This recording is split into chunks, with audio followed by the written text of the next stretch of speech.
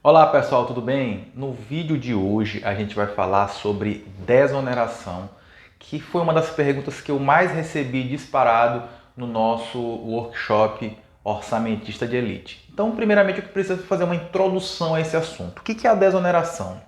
Lá durante os governos Lula, Dilma, houve vários incentivos a vários tipos de indústrias. Por exemplo, quem lembra aí que houve muito tempo que ficou IPI zero para a compra de veículos, IPI zero para a linha branca, e as pessoas aproveitaram e fizeram compras nesse período desses equipamentos.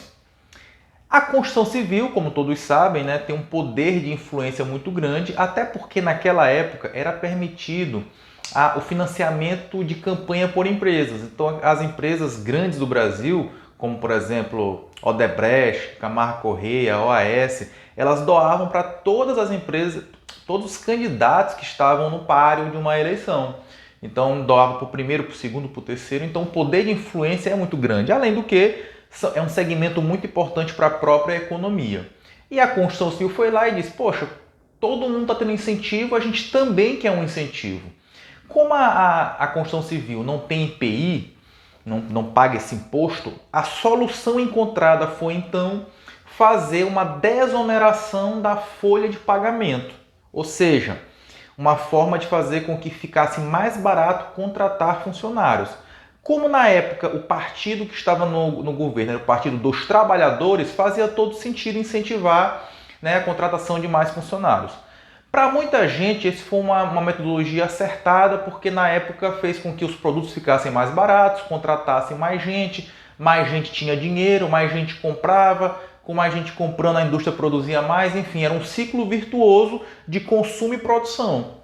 Para outras pessoas, essa metodologia não foi muito adequada, porque o governo e principalmente a Previdência deixou de arrecadar e com isso chegou, por exemplo, no rombo, que o pessoal chama o rombo da Previdência, o déficit da Previdência. Mas só para vocês terem uma ideia, hoje a quantidade de empresas, indústrias que tem essa desoneração em um imposto ou em outro e que deixam de recolher para a Previdência soma um total de 360 bilhões por ano. Ou seja, se todas as empresas pagassem seu INSS como deveria, não haveria o tal rombo.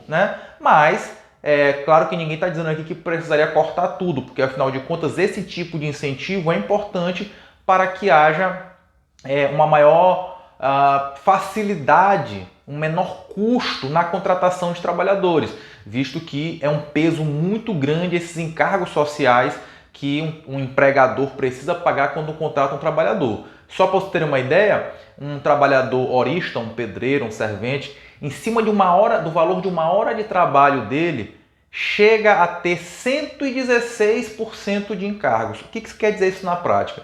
Que se eu contratar um trabalhador ganhando R$1.000, ele ganha 1.000 e para mim custa 2.166. Por quê? Porque eu tenho muitas obrigações com ele devido à nossa legislação.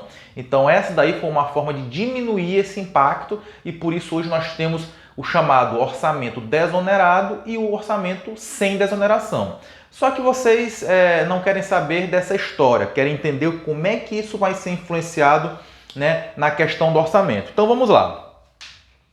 Eu coloquei aqui que a desoneração ela foi instituída pela Lei 12.844 de 2013. Nessa época, ela era obrigatória, ou seja, toda empresa de construção civil ou infraestrutura tinha que escolher a opção desoneração e nessa opção é uma substituição tributária. Se eu deixo de recolher o INSS sobre a folha de pagamento dos meus funcionários, eu precisaria então pagar 2% do valor total da minha obra em substituição a isso, certo? O que aconteceu? Nessa época, foi bom para muita gente, mas foi ruim para uma outra parte. Por quê? Imagina uma obra que eu tivesse poucos funcionários, como por exemplo a instalação de uma adutora. Então, por exemplo, em vez de eu vamos pensar que eu tivesse 2 funcionários, então cada um ganhasse R$1.000. Quanto é que era o meu recolhimento de INSS mensal? Ora, se cada um ganha R$1.000 e o recolhimento do patrão para o INSS é de 20%, então eu teria 20% de 1.200 vezes 2 funcionários, 400. Eu, enquanto empresa, pagava R$ 400 para o INSS todo mês, devido à minha folha de pagamento, tá certo? Ora, só que se eu pego uma obra como uma adutora, em que o tubo vem num caminhão, o caminhão posiciona o tubo e eu vou ter ali 1 ou 2 funcionários só para fixar um tubo no outro. Na opção da exoneração, isso era péssimo para esse tipo de obra, para esse tipo de empresa. Por quê? Porque em vez de eu recolher esses R$ 400 todo mês, porque eram poucos funcionários, eu vou agora recolher 2% do valor da obra toda, que inclui o valor do tubo, que é caríssimo. Então, ou seja, não era bom para todo mundo, mas era bom para a maioria. E aí, quando a Dilma ganhou lá em 2015, né, a segunda eleição, o Brasil já estava mergulhando na crise, foi nomeado um ministro chamado Joaquim Levy, que depois veio até ser presidente do BNDES já no governo Bolsonaro, e o Joaquim Levy chegou na televisão e disse o seguinte: a desoneração foi uma brincadeira que saiu cara demais. Então ele queria acabar com a desoneração, ou pelo menos reduzir significativamente. A Constituição Civil foi lá e chegou: olha, Dilma, se não acabar a desoneração, ou seja, continuar tudo como está, devido à crise, esse ano serão demitidos 500 mil trabalhadores na Constituição Civil.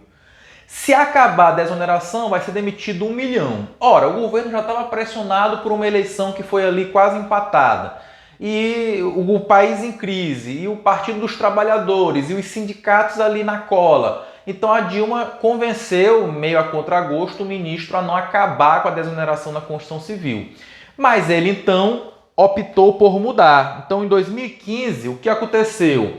Veio a lei 13.161 em 2015 e alterou algumas coisas. Então, essa lei é que está vigorando até hoje.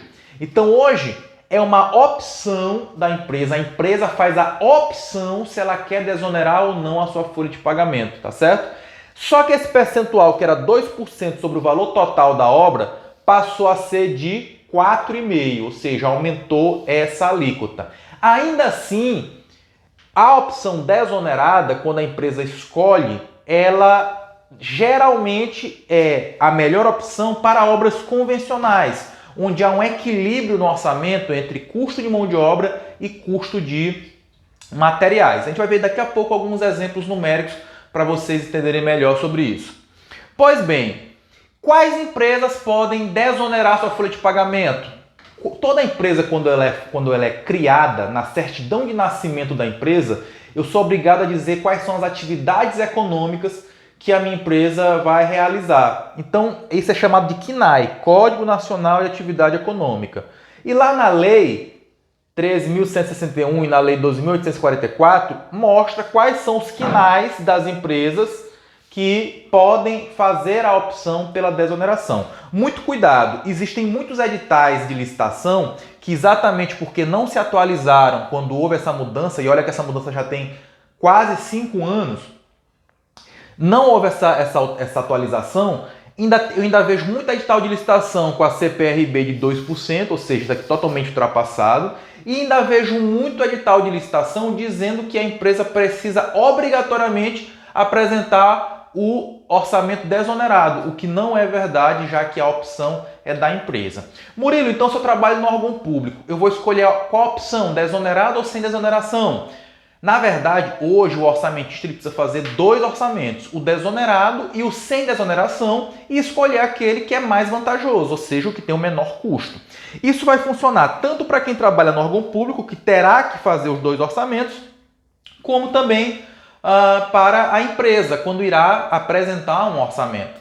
Ah, Murilo, isso dá muito trabalho fazer 2 orçamentos. Depende. Se você for fazer manual ou no Excel, dá muito trabalho. Mas se você, por exemplo, utilizar um software, um sistema como o Orçafácil, que nós utilizamos no nosso workshop, são apenas 2 ou 3 cliques e eu consigo fazer essa alteração. Então eu consigo ver rapidamente, simular qual é a melhor opção. Tá certo? Pois bem, então eu peguei aqui e coloquei um exemplo numérico aqui para você entender. Vamos imaginar uma obra que ela tem um valor total de R$1 milhão, tá certo? O prazo de execução são 10 meses. Essa empresa tem 100 operários em média durante a obra. E o salário médio de cada funcionário eu botei aqui de R$ 1.500. Então veja bem, se essa empresa aqui escolher a opção, por exemplo, sem desoneração, ela vai ter que recolher 20% sobre a folha de pagamento dos funcionários para o INSS, a chamada contribuição patronal. Ora, se eu tenho 100 funcionários ganhando 1.500, a minha folha de pagamento mensal é de 150 mil reais. Ora, se eu preciso então recolher 20% para o INSS como a minha contribuição patronal, 20% de 150 mil é 30 mil por mês, né? Devido à folha de pagamento. Ora, se minha obra está previsto 10 meses, então o meu custo total durante essa obra só com o INSS seria 300 mil reais, tá certo? Se nesse mesmo caso fosse escolhida a opção desonerada, olha o que ia acontecer. Em vez de pagar esses 30 mil mensais, eu não pagaria mais isso, ou seja, eu não teria esse custo de 300 mil no total da obra. Eu teria o custo de quê só? 4,5% sobre o valor total da obra, que é de 1 milhão. Então, 4,5% de 1 milhão dá 45 mil. Observa que com isso, eu consegui reduzir o meu custo com o INSS de 300 mil para 45 mil. Então, observem como, em muitos casos, essa opção é uma opção vantajosa. Agora, é claro que aqui eu fiz um exemplo bem macro. Daqui a pouco a gente vai fazer um exemplo mais detalhado para que você entenda melhor na hora de realizar esse orçamento, tá certo? Atenção, muito cuidado com uma coisa. Quando eu opto pelo orçamento desonerado, o que vai acontecer com o meu custo direto, ou seja, o custo daqueles serviços, alvenaria, concreto, que a gente fez no nosso workshop, lá no orçamento, o custo vai ser menor. Por quê? Porque dentro desse custo dos serviços está incluída a mão de obra. Ora, se a minha mão de obra está custando menos, porque eu estou recolhendo menos encargos, eu não estou recolhendo INSS, o custo dos serviços é menor. Porém, como eu preciso acrescentar 4,5% sobre o valor total da obra, onde é que eu vou aplicar esse 4,5% dentro do meu orçamento? Lá no BDI. Então, meu BDI vai ficar maior. Se na mesma obra eu escolher a opção sem desoneração, o que vai acontecer com o custo direto? Vai aumentar. Por quê? Porque eu estou pagando mais encargos. E o BDI vai o quê? Ser menor, porque eu não vou incluir esse percentual de 4,5%, ok? Pois bem, vamos agora para um exemplo numérico para que você entenda essa questão. Olha só, quando eu faço um cálculo de BDI,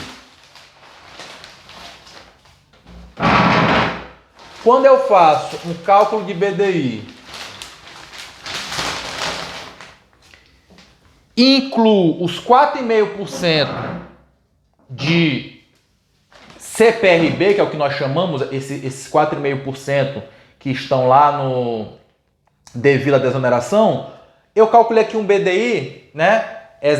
Um BDI de exemplo, deu 28,82%.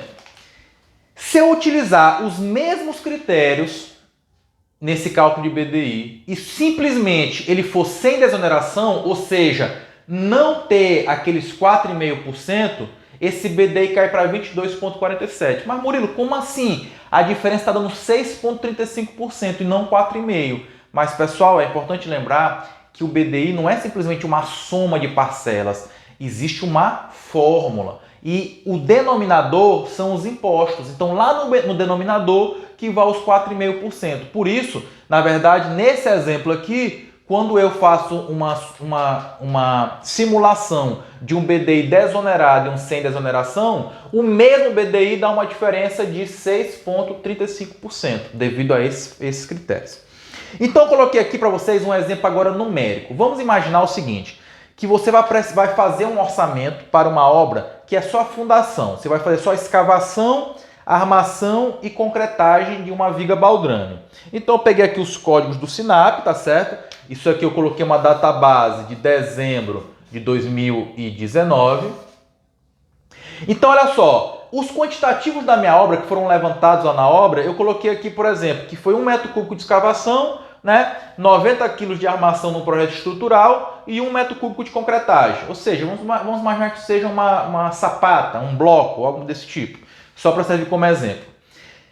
E aí, vocês viram lá na nossa aula 3, quando eu fui lá na aula 2 e 3, quando eu fui lá no site do Sinap e tinha a opção não desonerado e desonerado para baixar. Se eu baixar aquele arquivo não desonerado, eu vou pegar aqui os valores, ó. 1 metro cúbico de escavação não desonerado dá R$ 190,38.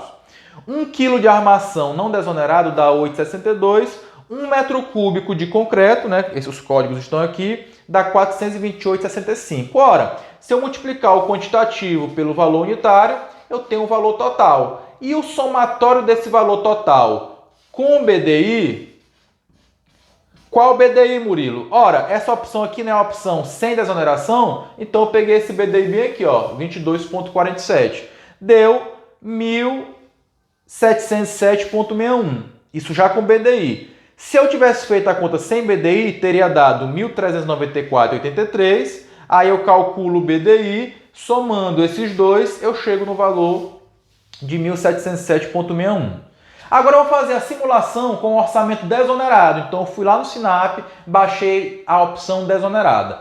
Olha o que aconteceu. A escavação agora é 168,85. Observe que é mais baixo que na opção não desonerada. Mas é claro, por quê? Porque na opção desonerada eu pago menos encargos, eu não estou pagando INSS sobre a folha. Então os custos são menores, tá certo? Por conta da mão de obra. Então 168,85, 8,29 a armação e o concreto 414,61. Observa que eu fiz uma comparação aqui do custo não desonerado e desonerado desses serviços, e isso não é uma diferença igual. Naquele serviço que tem mais mão de obra, tipo escavação manual, que o operário vai lá, praticamente a composição do serviço é só o servente que está escavando. Eu tenho uma diferença bem grande de 12% no valor daquele serviço. Já no serviço em que eu tenho muito material, como por exemplo armação e concreto, essa diferença no total do serviço já caiu para 4% e 3%. Então entendam isso. Obras que têm muita mão de obra, o desonerado é melhor. Obras que têm muito material, o não desonerado é melhor, ok?